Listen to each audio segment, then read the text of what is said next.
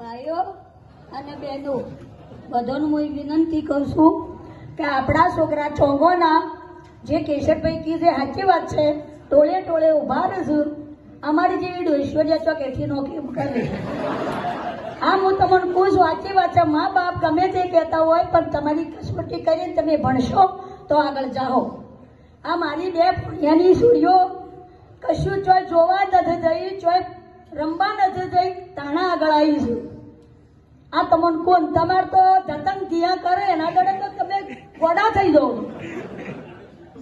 અગર તમને હું વિનંતી કરું, જેટલા ભણશો તમારા મા બાપાએ આગળ બાપડા સુખી થાય, તમે સુખી થાવ, તમારી આવશી એ સુખી થાય.